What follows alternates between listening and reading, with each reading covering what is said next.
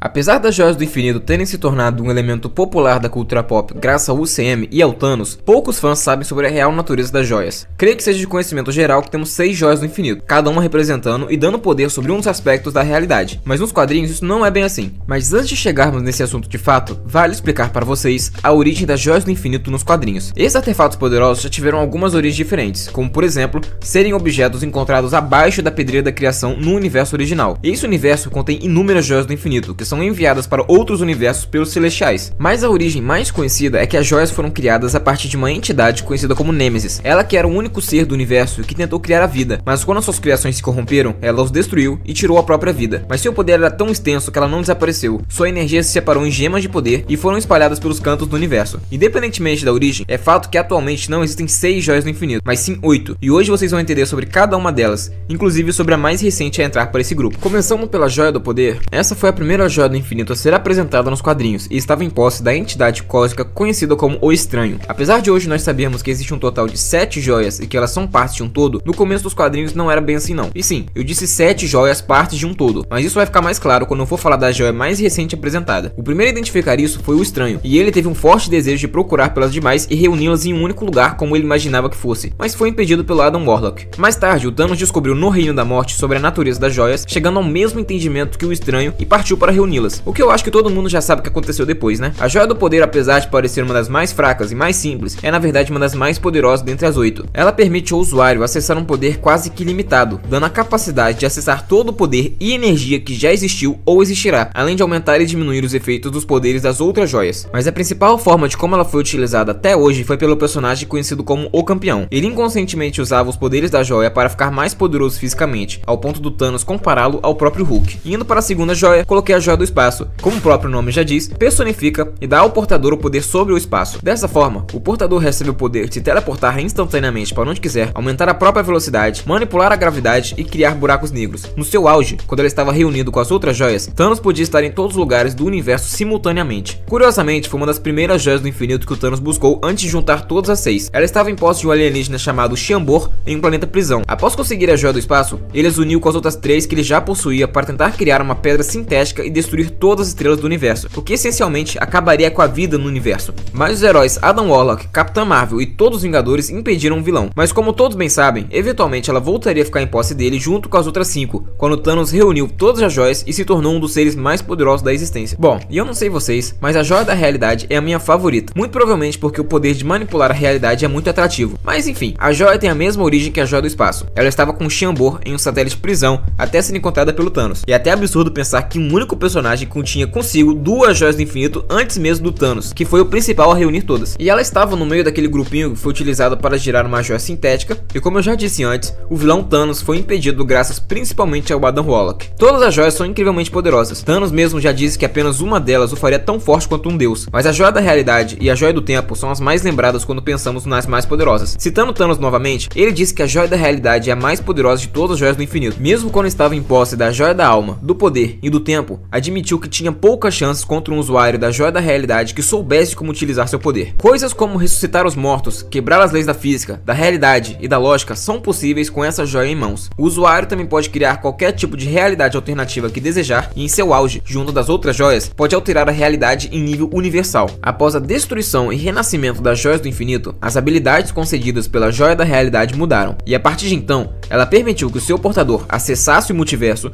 observasse outras realidades e se comunicasse com os respectivos portadores da Joia da Realidade desse universo. Mas devido à natureza perigosa dessa Joia do Infinito, para que tenha um melhor uso, o hospedeiro também precisa do apoio e da contribuição sensorial e a influência de equilíbrio de pelo menos a Joia do Espaço e do Tempo. Ou seja, utilizá-la individualmente pode ser muito perigoso, e é por isso que o Thanos não foi atrás dela primeiro, mesmo sendo a mais poderosa. E indo para a segunda joia mais poderosa, ou talvez até a mais poderosa, dependendo de quem a utilize, a tão citada Joia do Tempo teve como primeiríssimo dono o ancião do universo conhecido como o Jardineiro. Infelizmente nunca foi dito como ou quando ele conseguiu colocar as mãos nesse objeto, mas é certo de que ele utilizava quase que exclusivamente no seu jardim. Ele também foi mais um que usava seus poderes de forma inconsciente e foi facilmente derrotado por Thanos quando ele utilizou a Joia do Poder para quebrar o controle do Jardineiro sobre ela. Como eu tinha dito antes, essa é uma das mais poderosas joias do infinito, concedendo ao portador o controle completo e absoluto sobre o tempo. Seu poder mais básico é o de ver o futuro e o passado simultaneamente, além de poder parar o tempo, avançá-lo e também retrocedê-lo. Pode controlar a idade de outros seres vivos e também de objetos, e assim como utilizada pelo Doutor Estranho nos filmes, colocar inimigos ou mundos inteiros em loops intermináveis de tempo. No seu auge, quando foi usada com as outras joias, ela permitia que seu usuário existisse em todos os pontos do tempo simultaneamente. Mas nenhuma das joias já mencionadas foi tão utilizada e tão explorada dentro dos quadrinhos como a Joia da Alma. Muitas de suas aparições e da sua relevância vêm principalmente por conta do seu principal portador,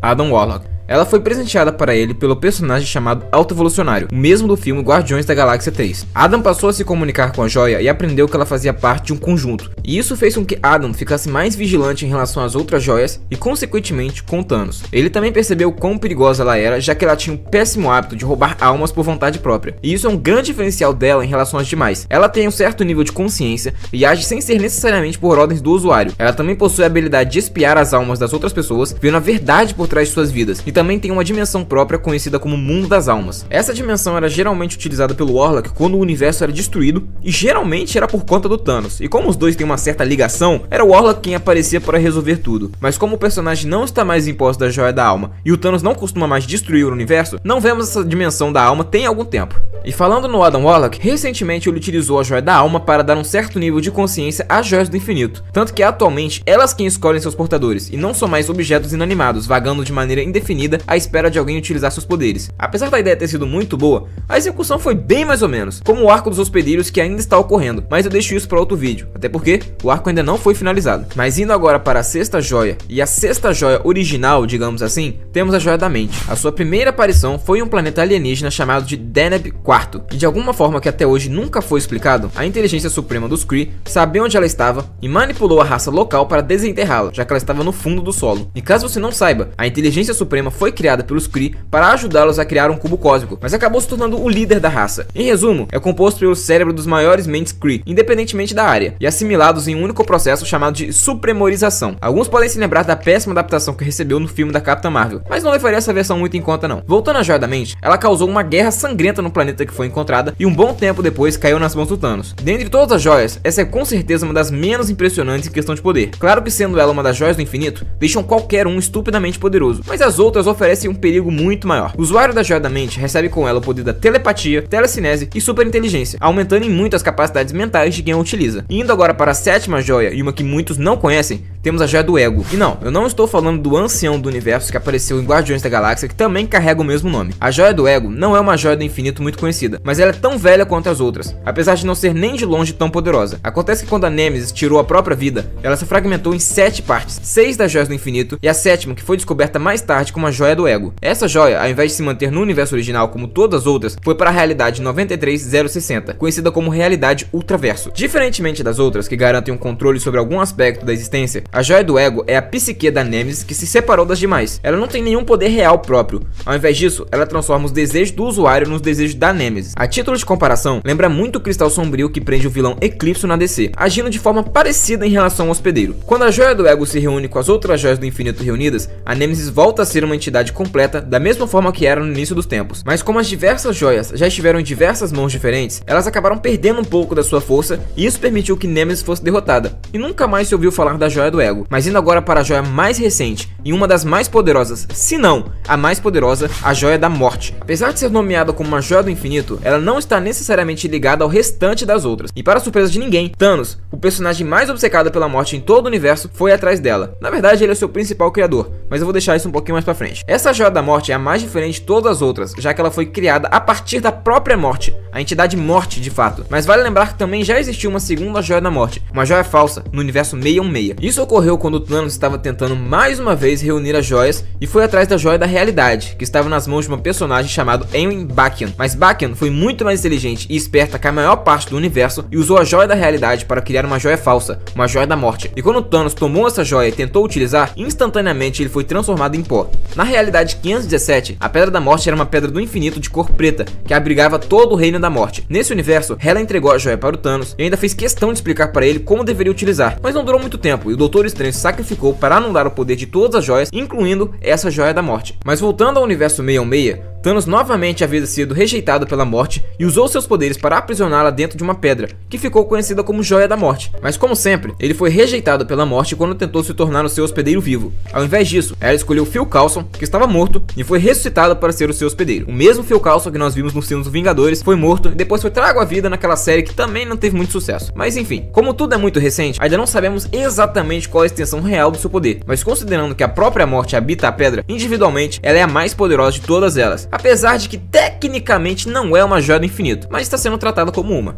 Mas enfim, esse foi o vídeo de hoje, explicando um pouquinho sobre todas as joias do infinito que existem e atualizando com a nova joia do infinito, que é a Joia da Morte. Se vocês curtiram, deixa o like, se inscreve para ajudar o canal a continuar crescendo, envia para aquele seu amigo que não conhece muito sobre as joias do infinito e até a próxima.